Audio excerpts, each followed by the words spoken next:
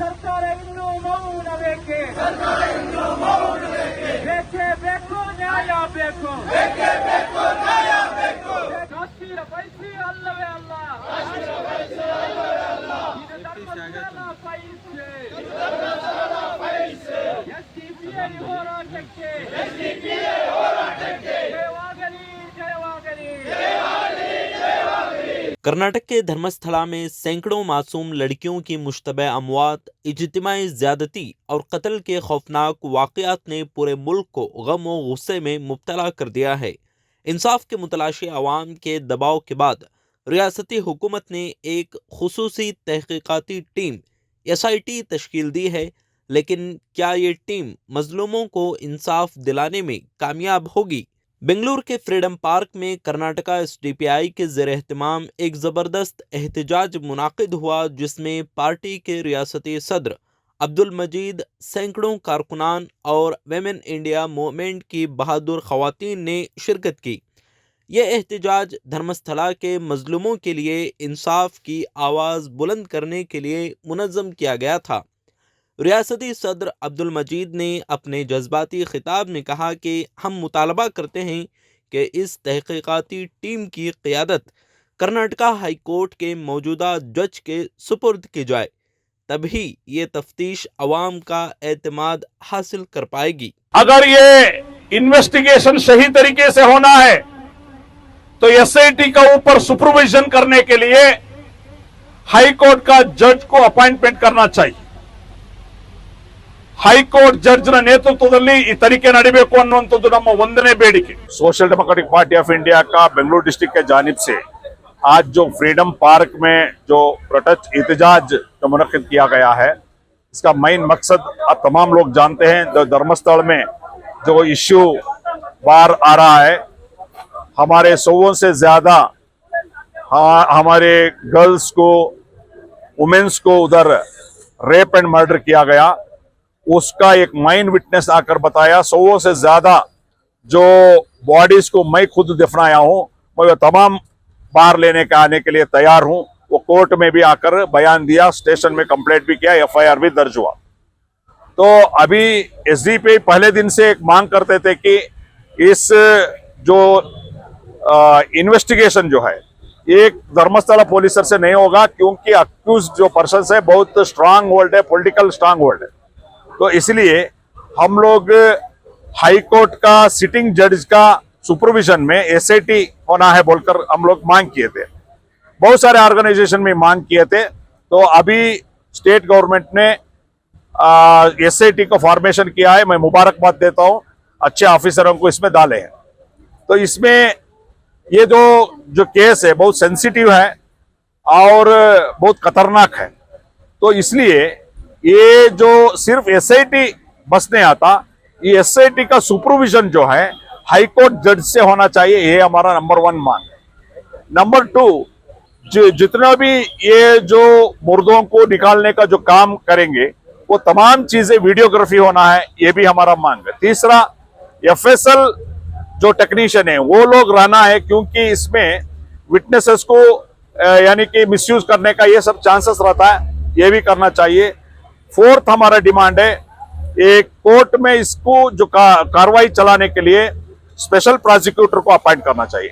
5वां हमारा डिमांड क्या है, ये जो केस जो है ये जल्दी खत्म होना चाहिए, क्योंकि 1980 से ये जो इल्जामात आलेकर है। तो इसलिए ये जो भी इन्वेस्टिगेशन होगा, इन्वेस्टिगेशन होने के बाद फास्ट ट्रैक कोर्ट में ये इसका जो कार्रवाई होना चाहिए।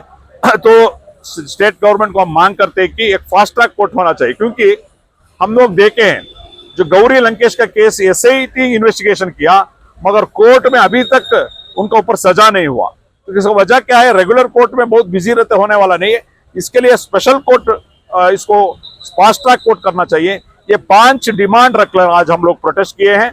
हम मांग करते हैं कि सिद्धरामैया जी को ये जो भी हमारी जो मांग है ये सिर्फ SDPI का नहीं है, कर्नाटक के पूरे अवाम के है। कौन भी अमन पसंद लोग है, जस्टिस मांग करते हैं, उनका है।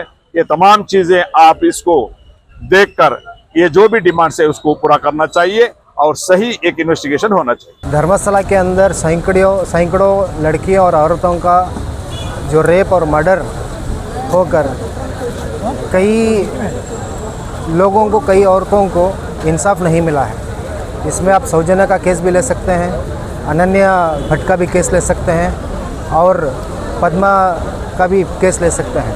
भीमा नाम का एक आदमी जो धर्मशाला, एक जो मंदिर है बेंगलोर के अंदर, वहाँ पर 1995 से लेके 2014 तक एक जो सैनिटरी का काम करता था, तो उसका काम ये हुआ करता था कि हर दिन उसको एक डेड बॉडी मिलती थी, वो किसी औरत की या फिर कोई लड़की की, और अधनंगे कपड़े होते थे या कई ऐसे केसेस में उसके ऊपर बरहाना हालत में इनको ये मुर्दा लाशें मिली हैं और उसको कॉल आता था कि इन लड़कियों को जाके दफनाएं।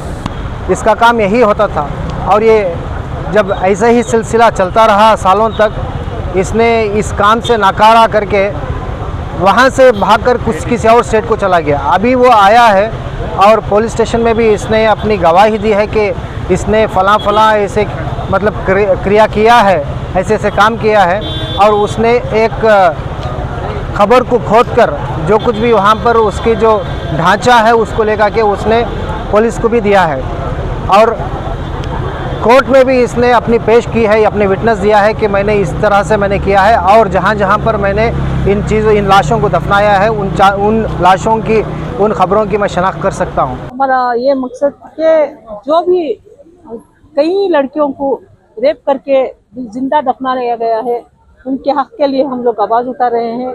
मासूम लड़कियों को यहाँ पर हमारा मकसद हिंदू मुस्लिम का नहीं है, जो कि एक धर्मशाला मंजूनाथ मंदिर में हुआ, तो इसमें हम लोग हिंदू मुस्लिम करना नहीं चाहते। जो भी है एक औरत उनके लिए हम लोग आवाज़ उठा रहे हैं। जो मासूम लड़कियों को जिंदा दफनाया गया, जो बर्बरी के साथ उनको रेप करके उन्हें जिंदा दफनाया गया, कहीं को यहाँ तक के वो जो कंप्लेंट फाइल करते हैं, वो दलित जो इस केस का कंप्लेंट करने आए, उसके मुताबिक कई लड़कियों को जिंदा ऐसी हालत में कि जो हम लोग बयान नहीं कर सकते, ऐसी हालत में उन्हें लाके उनका मर्डर करके दफनाया गया। एक को तो एसिड डाल के जलाया गया और दूसरी को तो वो हम लोग, मैं बोल रही हूँ ना, अपने लफ्ज़ ही नहीं है कि जो तरीके से उनके साथ उनके हालत में उन्हें मार के दफनाया गया।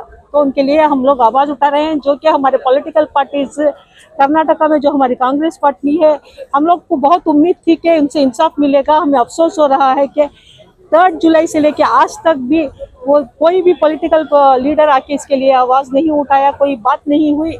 यहाँ तक कि हमारे कर्नाटका के मीडिया में भी कुछ भी इसके बारे में चर्चा नहीं हो रहा है। ಧರ್ಮಸ್ಥಳದ ಮಕ್ಕಳಿಗೆ ರಾಜಕೀಯ ಮುಖ್ಯವಲ್ಲ,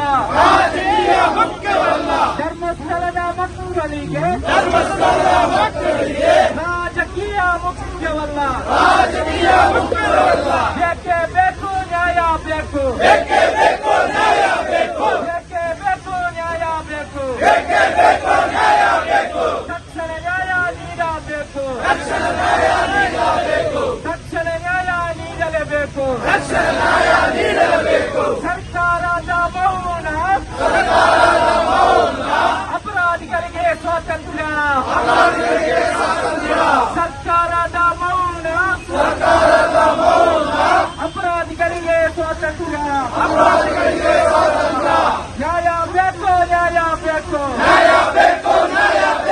ಧರ್ಮಸ್ಥಳದ ಮಕ್ಕಳಿಗೆ ನ್ಯಾಯ ಬೇಕು, ಶವಗಳನ್ನು ಹುಡುಕಂತೆ ನ್ಯಾಯವನ್ನು ಹೂಡಲು ಬಿಡಲಾರೆವು, ಶವಗಳನ್ನು ಹುಡುಕಂತೆ ನ್ಯಾಯವನ್ನು ಹೂಡಲು ಬಿಡಲಾರೆವು. ಇದು ಧರ್ಮಸ್ಥಳ ಫೈಲ್ಸ್, ಕಾಶ್ಮೀರ ಫೈಲ್ಸ್ ಅಲ್ಲವೇ ಅಲ್ಲ, ಇದು ಧರ್ಮಸ್ಥಳ ಫೈಲ್ಸ್. ಎಸ್ಡಿಪಿಐ ಹೋರಾಟಕ್ಕೆ ಜಯವಾಗಲಿ, ಜಯವಾಗಲಿ, ಎಸ್ಡಿಪಿಐ ಹೋರಾಟಕ್ಕೆ ಜಯವಾಗಲಿ, ಜಯವಾಗಲಿ. ಎಲ್ಲಿಯವರೆಗೆ ಹೋರಾಟ, ಗೆಲ್ಲುವವರೆಗೂ ಹೋರಾಟ.